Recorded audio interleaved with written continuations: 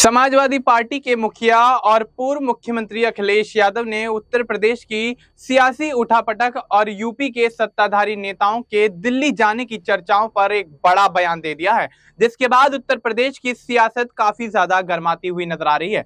Sapa chief Akhilesh Yadav ने कहा कि दिल्ली का सबसे अच्छा रिप्लेसमेंट कोई कर सकता है तो वो सीएम योगी कर सकते हैं। अब देखते हैं कि किस तरह से उनका रिप्लेसमेंट होना है।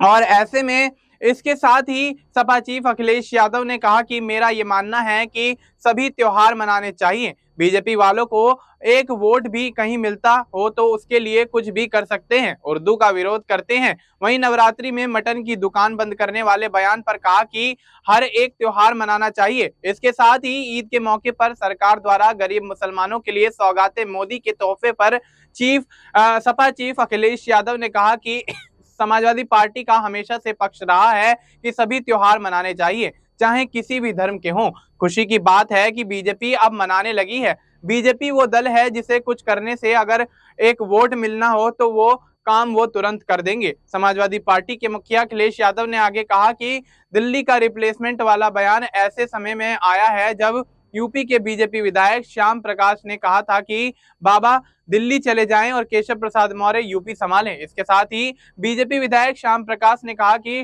डिप्टी सीएम केशव प्रसाद मौर्य के केवल मौर्य समाज के ही नहीं पूरे प्रदेश और देश के लाखों दिलों पर राज करने वाले एक नेता हैं। बीजेपी विधायक ने यह बयान डिप्टी सीएम केशव प्रसाद की मौजूदगी में ही मंच से दिया था और ऐसे में उसके बाद ओम प्रकाश राजभर जो कि यूपी कैबिनेट में मंत्री हैं, सुभाषपा के प्रमुख हैं, वो भी कहीं ना कहीं यहाँ पर श्याम प्रकाश की भाषा बोलते हुए यहाँ पर योगी आदित्यनाथ को दिल्ली जाने और केशव प्रसाद मौर्य को आगामी विधानसभा चुनाव में सूबे का मुख्यमंत्री बनाने की बात कहते हुए नजर आए थे, जिसके बाद से उत्तर प्रदेश की सियासत में माहौल गर्माता हुआ नजर आया था और विपक्षी पार्टियों ने लगातार भारतीय जनता पार्टी पर निशाने साधने शुरू कर दिए थे। इस बीच अखिलेश यादव भी यहाँ कहीं ना कहीं इसी कड़ी में भारतीय जनता पार्टी और उत्तर प्रदेश की सरकार पर हमलावर होते हुए नजर आ रहे हैं। तो अब ऐसे में देखना यही होगा कि क्या वाकई भारतीय जनता पार्टी और यहाँ पर भारतीय जनता पार्टी का संगठन अखिलेश यहाँ पर योगी आदित्यनाथ को दिल्ली भेजने की तैयारियां करते हुए केशव प्रसाद मौर्य को आगामी विधानसभा चुनाव में मुख्यमंत्री पद का दावेदार बनाने की तैयारी कर रहा है या फिर कहीं ना कहीं ये महज एक अफवाह ही है। फिलहाल आपको इस मुद्दे पर क्या कुछ लगता है, आप अपनी राय हमें कमेंट करके बता सकते हैं। बाकी देश और दुनिया से जुड़ी तमाम जानकारी के लिए आप देखते रहिए SPN9 न्यूज।